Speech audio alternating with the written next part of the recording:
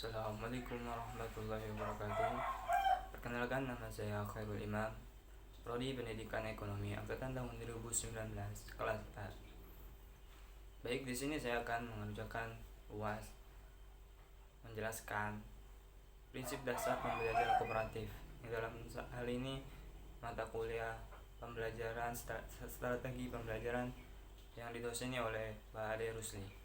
Baik, saya akan memulai pemaparan materi prinsip dasar pembelajaran kooperatif. 1.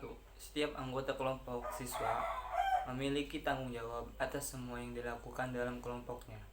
2. Setiap anggota kelompok atau siswa harus tahu bahwa semua anggota kelompok memiliki tujuan yang sama. 3.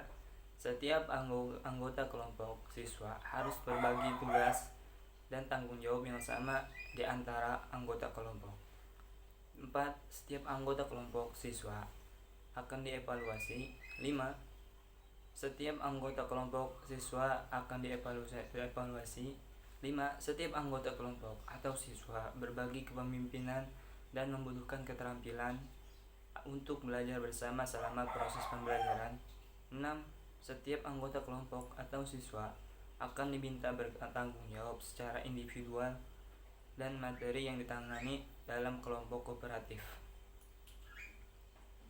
Unsur pembelajaran kooperatif. Model pembelajaran kelompok adalah rangkaian kegiatan belajar yang dilakukan siswa dalam kelompok-kelompok tertentu untuk mencapai tujuan pembelajaran dirumuskan. Ada 4 unsur penting dalam SPK, yaitu adanya peserta didik dalam kelompok, adanya aturan kelompok, atau adanya upaya belajar setiap anggota kelompok. 4. Adanya tujuan yang dicapai.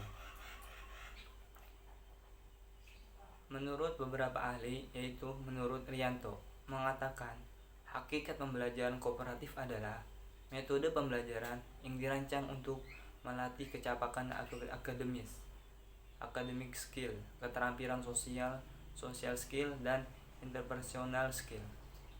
Menurut Suprijono, pembelajaran kooperatif adalah jenis kerja kelompok termasuk bentuk-bentuk kegiatan yang dibimbing dan diarahkan oleh guru.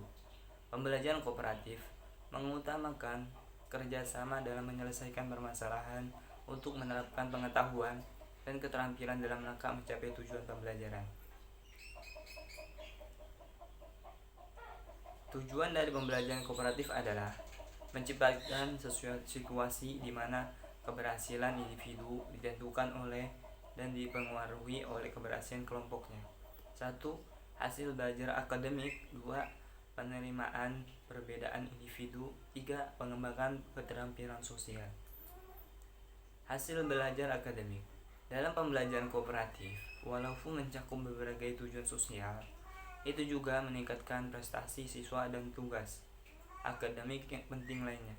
Beberapa ahli berpendapat bahwa model ini lebih unggul dalam membantu siswa memahami konsep yang sulit.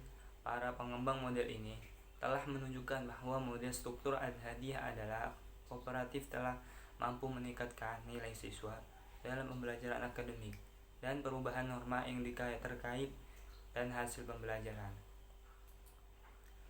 Penerimaan perbedaan individu. Tujuan lain dari model pembelajaran kooperatif adalah penerimaan luas orang yang berbeda dengan ras, budaya, kelas sosial, kemampuan, kecacatan.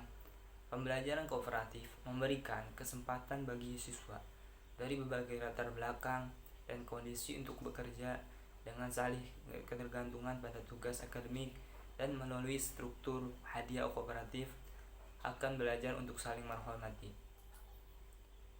Pengembangan keterampilan sosial. Tujuan penting ketiga dari pembelajaran kooperatif adalah untuk mengajarkan keterampilan kolaborasi dan kolaborasi siswa. Keterampilan sosial penting bagi siswa karena saat ini banyak orang muda masih kurang dalam keterampilan sosial. 1. Komponen tugas kooperatif. Tugas kooperatif berkaitan dengan hal yang menyebabkan anggota bekerja sama dalam menyelesaikan tugas kelompok. merupakan sesuatu yang membangkitkan motivasi individu untuk bekerja sama mencapai tujuan kelompok. 2. Komponen struktur intensif kooperatif. Struktur intensif dianggap sebagai keunikan dari pembelajaran kooperatif karena melalui struktur intensif, setiap anggota kelompok bekerja keras untuk belajar, mendorong dan memotivasi anggota lain menguasai sebuah materi pelajaran sehingga mencapai tujuan kelompok. 1. Setiap anggota kelompok atau siswa memiliki tanggung jawab atas semua yang dilakukan dalam kelompoknya. 2. Setiap anggota kelompok siswa harus tahu bahwa semua anggota kelompok memiliki tujuan yang sama. 3. Setiap anggota kelompok atau siswa harus berbagi tugas, tanggung jawab dengan sama dari kelompok. Sekian pemaparan materi saya. Assalamualaikum warahmatullahi wabarakatuh.